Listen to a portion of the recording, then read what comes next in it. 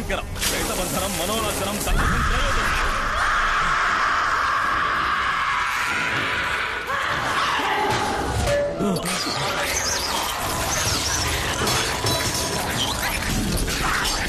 స్వామి రండి స్వామి, వెళ్ళిపోదాం. దాన్ని వదిలేస్తే అది మనల్ని మళ్ళీ వెతుక్కుంటూ వస్తుంది. నువ్వు ఈ కలస తీర్థంతో ఇక్కడే ఉండు. నేను అమ్మవారికి ధారపోసిన చీరతో దాన్ని బంధిస్తాను. కలసం కింద పడకూడదు.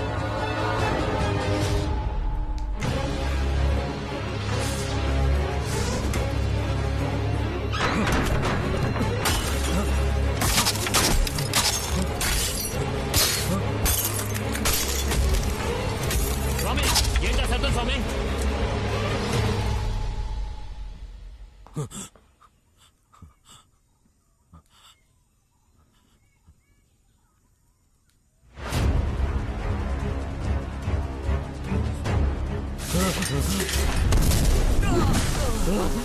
ఈ తీర్థపు శక్తి దాన్ని ఎక్కువసేపు కట్టడి చేయలేదు. రా వెళ్దాం. మనం ప్రాణాలతో ఉండాలంటే గుళ్ళోకి వెళ్లాల్సిందే.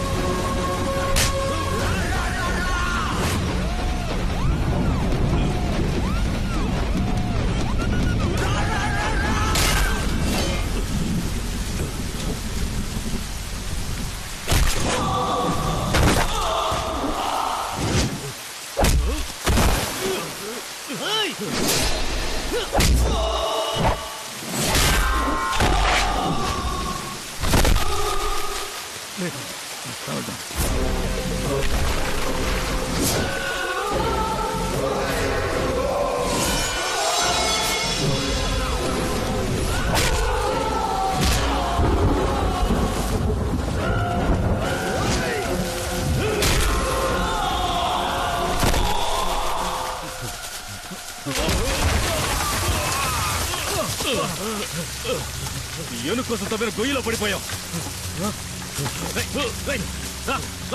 ఎక్కువ ఎక్కి పైకి వెళ్ళు. స్వామి మీరేమంటారు స్వామి? పైకి వెళ్ళి నాకు చెయ్యి నుంచో. ఎక్కువ ఎక్కువ చెయ్యిరా, చెయ్యిపో ఇవ్వు.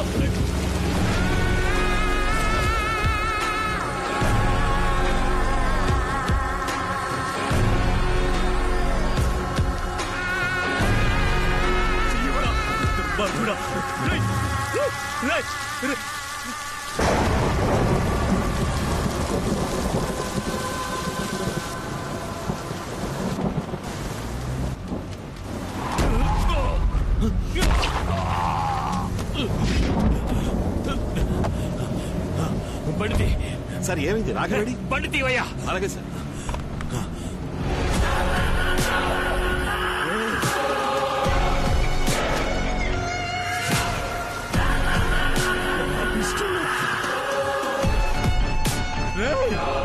నీకోసమే కదా ఇదంతా చేశాను. నన్ను వదిలేసి వెళ్ళిపోతున్నావేట్రా?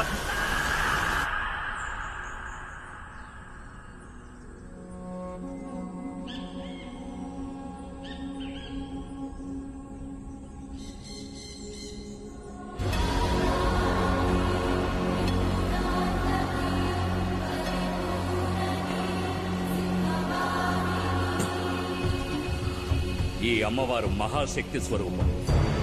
అసలేం జరిగిందో మీరు నిజం చెప్తేనే మేము మిమ్మల్ని కాపాడగలుగుతాం.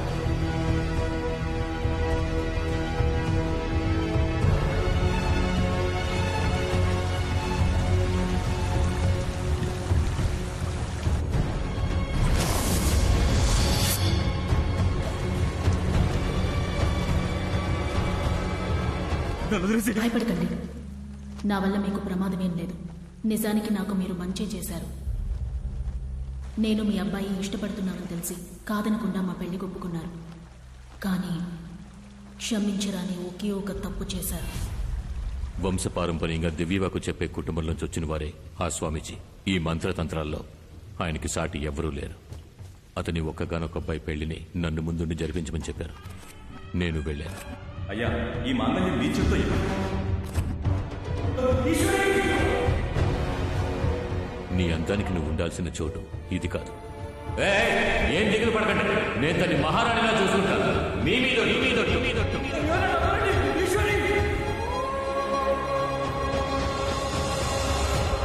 తాళి కట్టాడన్న ఒకే ఒక కారణానికి నేను ఆయనతో ఎలా కాపురం చేయగలను? నీ అబ్బాయి నేను లేచిపోదామని నిర్ణయించుకున్నాం. ఆయన కూడా అందుకు ఒప్పుకొని వచ్చారు. నువ్వు ఇక్కడేం చేస్తున్నావురా? చెయ్యొద్దురా. ఏమండి, ఇంట్లో మీరు లేని సమయం చూసి నన్ను ఎత్తుకుపోవడానికి వచ్చాడు. కొట్టండి. చంపేస్తాను.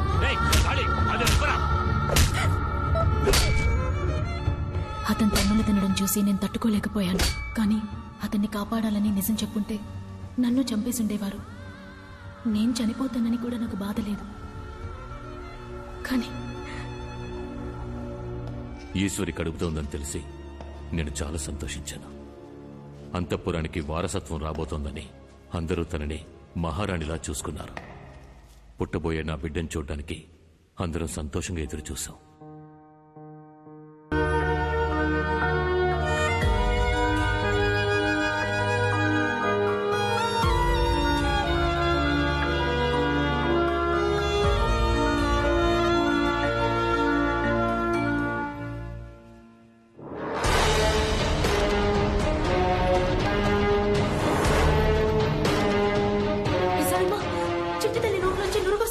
విషం పట్టిస్తే నురగ తప్పకుండా వస్తుంది.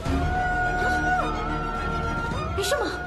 అవును, ఎవరికో పుట్టబోయే బిడ్డ కోసం నువ్వు ఇన్ని రోజులు నా చేత సేవలు చేయించుకున్నావే, అందుకేనే నీ చేతులతోనే దానికి విషం ఇచ్చేలా చేశాను. నెత్తి మీద మచ్చ, చేతికి 6 వేళ్లు. నాకే ద్రోహం చేసావు కదా. విశాలమ్మా, అయ్యా, ఈ బిడ్డ గురించి బయట ఎవరికి తెలియకూడదు. చంపేదాన్ని. బిడ్డని ఇవ్వవే. చెప్పండి, ఇవ్వవే.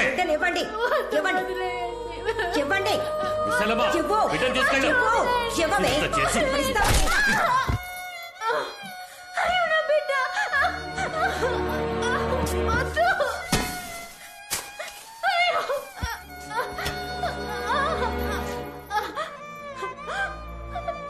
నన్ను కావాలంటే ఏమైనా చేయండి. నా చిట్టు తల్లి నేను చేయకండి. ఏమే, అడ్డమైన వాడికి పుట్టిన బిడ్డ అంతఃపురానికి వారసుడు అవుతుందా? బిడ్డ పుట్టిన తర్వాత జరిగిందంతా మీతో చెప్పి నేను నా బిడ్డ ఎక్కడికైనా వెళ్ళిపోదాం అనుకున్నాం. దయచేసి నా కూతురిని నాకు ఇచ్చేయండి. అయ్యా, ఏంటి ఇది ఇంకా చావలేదు. ఇంకాస్త విషయాన్ని ఇచ్చి చంపే. చంపేదండి.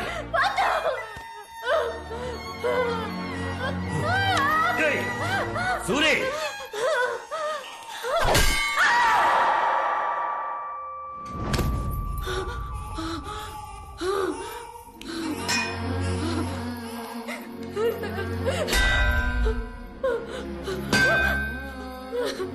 వద్దు విశాలమ్మ, నీది ఆడు మనసేగా. నా కష్టం నీకు అర్థం కావట్లేదా? దయచేసి విషయం తాగించుకో. అన్నయ్య, నిన్నేగా మీ భార్య ప్రసవించింది. ఓ బిడ్డ వీళ్ళు ఏంటో మీకు తెలుసు. దయచేసి నా కూతురిని కాపాడండి. బిచ్చగత్తిలా ఉన్న నీకు తాళి కట్టింది నీ అందానికి, చివరి వరకు నా కాళ్ల మీద పడుంటావనే. కానీ నీకు ఆస్తికి నేను, ఆశకి ఇంకొకడు కావాల్సి వచ్చాడు కదా. నువ్వు చేసిన తప్పుకి నువ్వు ఇక్కడే చావాలే. నేనేం తప్పు చేశానండి? నేను ఇష్టపడ్డవాడితో నాకు పెళ్లి కుదిరిందన్నా చదువుతో మేము దగ్గరయ్యాం. నేను పెళ్లికి ముందే గర్భవతినయ్యా. కానీ అనవసరంగా అడ్డొచ్చి నా మెళ్ళో మీరు తాళి కట్టారు. అది నా తప్ప? మీ దృష్టిలో ఆడవాళ్ళు సంతలోని పశువులా? మీ ఇష్టానికి తాడు కట్టి తోలుకుపోవడానికి ఆశలు, అభిప్రాయాలు మాకుండవా? అయినప్పటికీ ఇన్నాళ్ళు బిగపట్టుకొని కాపురం చేయడానికి కారణం నా కడుపులోని బిడ్డకేం కాకూడదని. నేను కష్టపడిందంతా దానికోసమే. దయచేసి నా కూతురిని చేయండి. అయ్యా, ఇది ఇంకా ఊగిసలాడుతోంది. అయితే దాన్ని ప్రాణాలతో పూడ్చే శవంగా కూడా నా వారసురాలోని పేరుతో అది ఈ ఇంటి గడప దాటకూడదు. ఆ, కాళీ ఇది తీసుకో.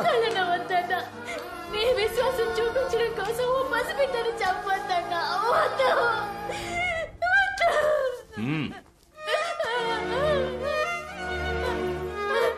అయ్యో.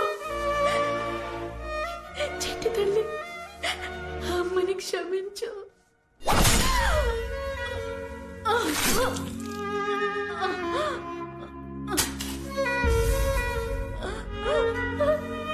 చెట్టు తల్లి.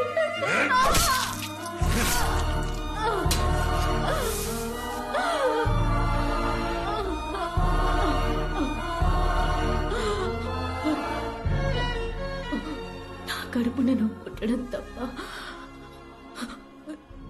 నువ్వే తప్పు చేయలేదమ్మా. మరెందుకు నీకే పరిస్థితి? నేను కాపాడలేకపోయాను తల్లి. అమ్మా, ఈ అమ్మని క్షమించడం.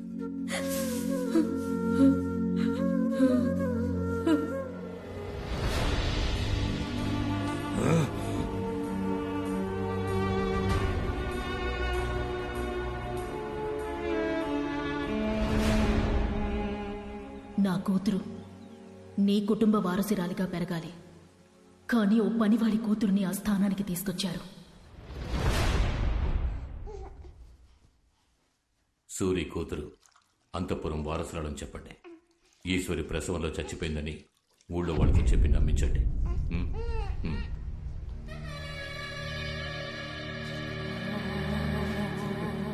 తన కాళ్ళకి మట్టి అంటుకుంటేనే నేను చూడలేను. మహారాణిలా చూసుకున్నాను, నా చేతులతో మట్టి ఎలా? తనతో పాటు నన్ను పూర్తి చేయండి రా. మీకు పుట్టిన పసిగుడ్డు యువరాణి, తన కోసమైనా మీరు ధైర్యంగా ఉండాలి కదా. ఆ పిల్ల గురించి మాట్లాడకండి. దానివల్లే నా ఈశ్వరి నాకు దూరం అయిపోయింది. ఈశ్వరి,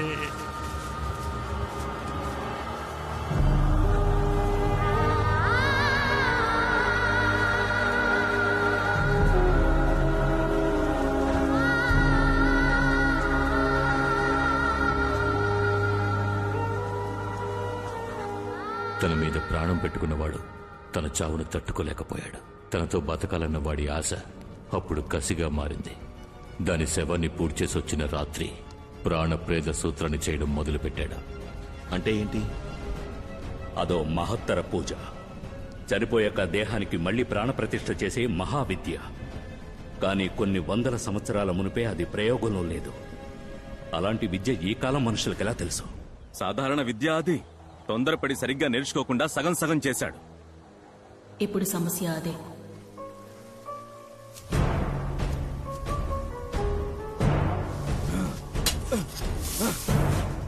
నాలుగు రోజులు రాత్రింబవళ్లు నిర్విఘ్నంగా పూజ చేశారు.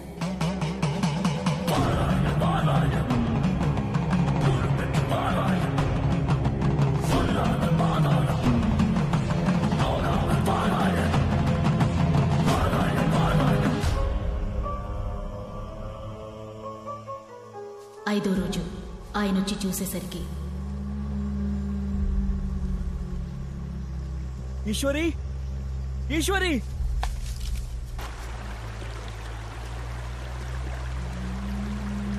ఈశ్వరి,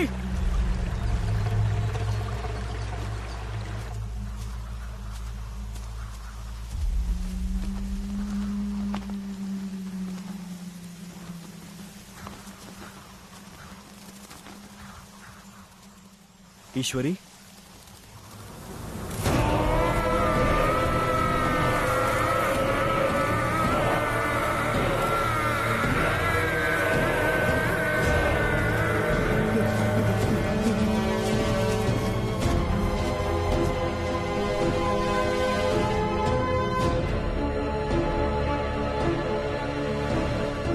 ఆ తర్వాత దాన్ని పూడ్చిపెట్టిన అడవిలోనే ఆత్మగా తిరుగుతోందని ఊళ్ళో కొంతమంది గుసగుసలాడుకున్నారు.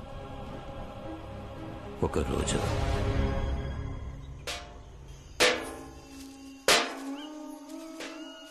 పెందలాడే బయలుదేరమంటే మాట విన్నావు. అడవిలో వెళ్తున్నావు అన్న భయం కన్నా ఈ చప్పుడుకి ఎక్కువ భయం వేస్తుంది. ఇలా శబ్దం చేస్తూ రావడం వల్లే అడవి మృగాలు భయపడి పారిపోతున్నాయి. ఈ అడవిలో రాణి దెయ్యంగా తిరుగుతుందని అందరూ అంటున్నారు విశాలమ్మ. అడ్డమైన వాగుళ్ళు విని నువ్వు వాక్కు నోరు మూసుకునిరా. అయ్యో నేను చెప్పేదంతా నిజమే. అకాల మరణం, తలకి దెబ్బ తగిలి చనిపోయారంట. జమీందారే చంపేశారట. అలాంటిదేమీ లేదే. ఇష్టపడి చేసుకున్నవాడు ఎందుకు చంపుతాడు? అది దురదృష్టవంతురాలు. దానికి రాసి పెట్టింది అంతే. అల్పాయుష్తో పోయింది.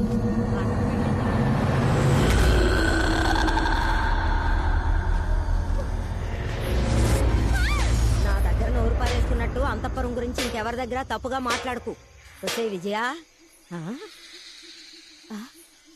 విజయా, వసే విజయా, ఎక్కడికి పోయి చచ్చావే? వసే విజయా, విజయా,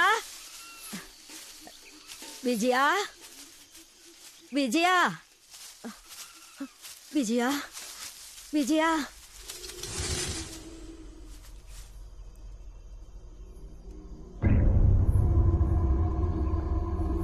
విజయా,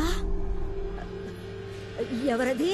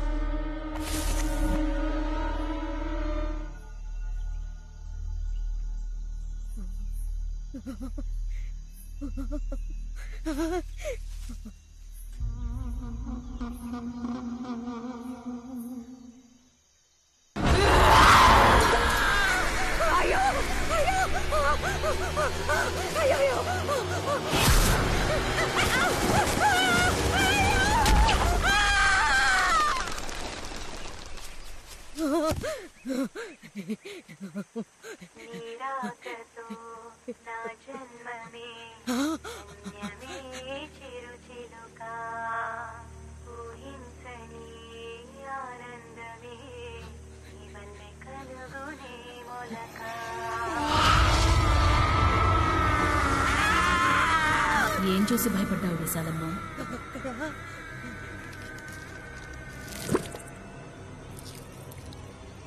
దీని సంగతి ఏం లేదు. వచ్చి నా బిడ్డని చూడు, ఎంత అందంగా ఉందో. రా, వచ్చి చూడు విశాలమ్మ. నా కూతుర్ని చూడు, అచ్చం నాలాగే ఉంది కదా. అబ్బ చూడు.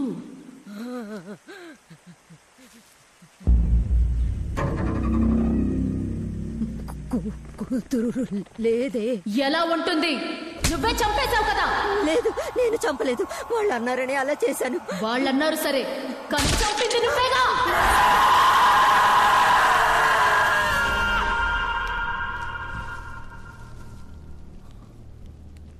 ఈశ్వరి ఆత్మే ఆ మంత్రసారిని చంపేసిందని అందరూ అనుకున్నారు.